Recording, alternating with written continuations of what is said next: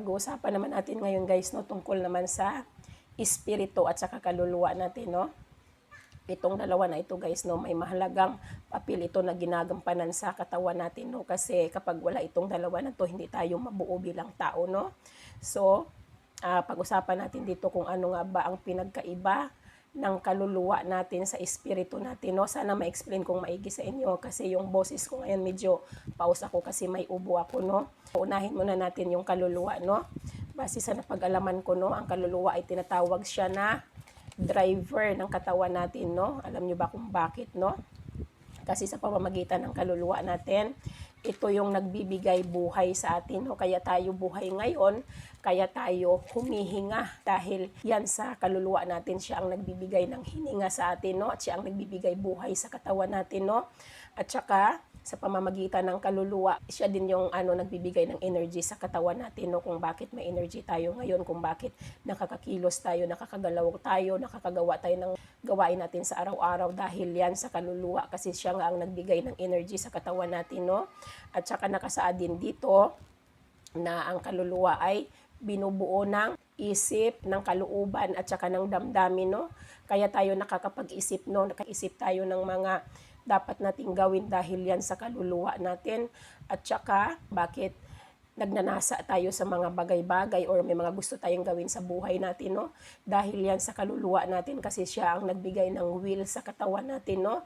At saka sa pamamagitan din ng kaluluwa natin, siya din ang responsible kung bakit may emotions tayo, no? Kung bakit nakakaramdam tayo ng inis, nakakaramdam tayo ng kalungkutan, nakakaramdam tayo ng kasayahan sa katawan natin o sa sarili natin dahil yan sa kaluluwa kasi yan ang trabaho ng kaluluwa sa katawan natin, no? Napakahalaga talaga na mayroon tayong kaluluwa kasi hindi tayo mabubuhay kapag wala tayong kaluluwa kasi siya nga ang nagbibigay buhay sa atin, no? Siya ang nagbibigay hininga sa atin, siya ang nagbibigay ng energy sa atin, kaya siya tinatawag na driver ng katawan natin, no? At saka sinasabi naman dito na kapag namatay na ang physical body natin, ang kaluluwa natin ay hihiwalay na yan sa katawan natin, no? Pupunta na siya doon kay God, mag-aantay siya ng resurrection ng ng human body natin, no, bago ang judgment day. At saka basahin natin sa scripture, no, kung ano ang mangyayari sa kaluluwa natin, no, pagdating ng araw. Sabi dito sa Ezekiel chapter 18 verse 20, the soul who sins shall die, the son shall not suffer for the iniquity of the father, nor the father suffer for the iniquity of the son. The righteousness of the righteous shall be upon himself, and the wickedness of the wicked shall be upon himself. Anong ibig sabihin nito, no? Yung kaluluwa daw na nagkasala, no? Literally, kamatayan ang penalty, di ba? Pag halimbawa, namatay na pagdating ng judgment day, kapag ikaw nung nabubuhay pa gumawa ka ng kasalanan, nagkasala ka sa Diyos, di ba? Literally ang magiging parusa sa iyo ay itatapon ka doon sa hell. Kaya ito yung sinasabi na ang kaluluwa na nagkasala ay dapat mamatay. Ang hell nga ay tinatawag siyang second death, di ba? Tapos ang sinasabi dito, kasalanan ng isang tao, hindi pwedeng yung ibang tao ang magbabayad, no? Literally nakalagay dito, ang kasalanan ng anak mong lalaki ay hindi pwedeng pagbayaran ng tatay, no? Kanya-kanya tayo sa pagbayad ng kasalanan, no? Kasi nga nakasaad nga, bawat kasalanan na ginagawa natin, ang kaparusahan ay kamatayan. Kaya hindi pwedeng iba ang magdala ng ng kasalanan nyo, hindi pwedeng pagdusahan ng ibang tao ang kasalanan, kayo mismo ang may gawa, no? Hindi pwedeng ganun, hindi pwedeng i-transfer mo sa iba yung kasalanan mo, no?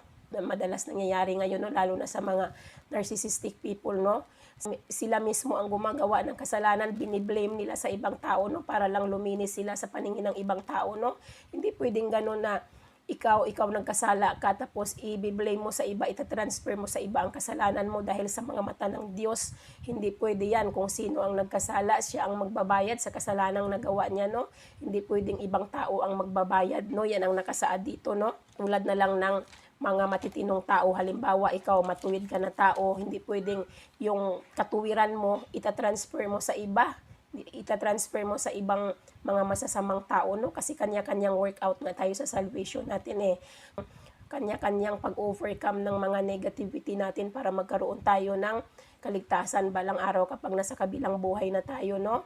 At saka pag-usapan naman natin dito ang tungkol naman sa spirito, no? Ang sinasabi dito ay ang espiritu daw natin ay siya ang center na ang katawan natin, no? Kung bakit. Kasi 'di ba sa atin na mga God believers, para sa mga true Christian, no?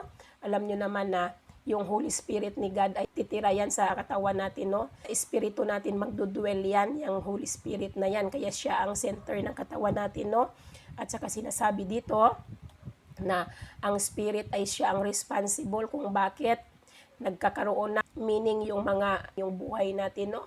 At nagkakaroon tayo ng purpose sa mga buhay natin, kung ano yung mga desires natin para sa sarili natin, no? Spirit ang responsible dyan. At saka dahil sa spirit, kaya tayo nagkakaroon ng intuition, understanding sa mga bagay-bagay, di ba? Spirit ang may gawa niyan, kaya tayo nakakaunawa.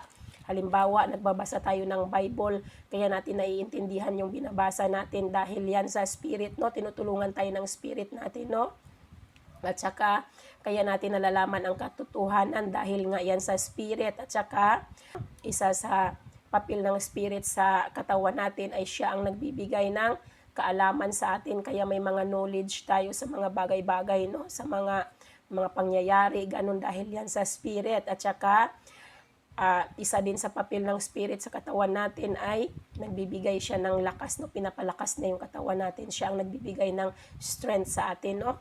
At saka, ang spirit din ang dahilan kung bakit nakakapag-isip tayo na magkaroon ng intimacy kay God. Inilalapit niya tayo kay God, yung spirit natin ang may gawa niya, no? At saka sinasabi rin dito na kaya tayo may konsensya, di ba? Na nararamdaman nyo ba na kapag nagkasala kayo, di ba? Kapag nakagawa kayo ng kasalanan sa kapwa nyo, may time talaga na nakukonsensya tayo, no? Nakukonsensya tayo sa ginawa natin, no? Dahil yan sa spirit natin, no? Kinukonsensya tayo ng espiritu natin, no? Yan ang papel ng espiritu sa katawan natin. At saka, kaya tayo nagkakaroon ng fellowship sa mga kapwa natin, mga believers, dahil yan sa spirit. Kasi ginaguide tayo ng spirit natin para magkaroon tayo ng fellowship sa mga kapwa natin, believers, no? At saka, dahil din sa spirit, no? Spirit din ang pinagmulan na ang pagkakakilanlan natin bilang isang tao, no? Spirit ang dahilan ng kung ano mga katangian meron tayo, kung ano man yung mga kakayahan natin sa sarili natin, no? Kung ano man yung mga gifts natin, ano man yung mga skills, di ba, na kaya nating gawin dahil yan sa spirit, no? At saka sinasabi naman dito na kapag ang katawan natin, yung physical body natin ay namatay na, no? Ang spirit natin ay hihiwalay din sa katawan natin at babalik na kay God dahil si God ang nagbigay, no? Basahin natin dito sa Ecclesiastes chapter 12 verse 7, nakalagay dito, "Then shall the dust return to the earth as it was, and the spirit shall return to God who gave it." Diba nakasaad dito na yung katawan natin dahil galing sa alikabok, babalik yan sa alikabok, diba? Diba ililibing kapag namatay na tayo, ililibing tayo, no? Magiging alikabok yung katawan natin, no? Paghabang tumatagal, pero ang spirit hihiwalay sa katawan, babalik kay God kasi si God ang nagbigay ng espiritu natin, no? Tapos anong nakasaad dito? Ang sabi dito sa Luke, kapag namatay tayo, no, kung anong mangyayari sa atin, no? Sa Luke chapter 16 verse 22, "The poor man died and was carried by the angels to Abraham's side. The rich man also died and was buried." Diba? Ibig sabihin, nung namatay daw yung mahirap na tao, namatay. Si God nga ay malapit sa mga mahihirap na tao, lalo na kapag righteous ka, no? Hindi ka gumagawa ng masama, no? Pag namatay ka, ang gagawin sa'yo, bubuhatin ka ng mga angel ni God, dadalhin ka doon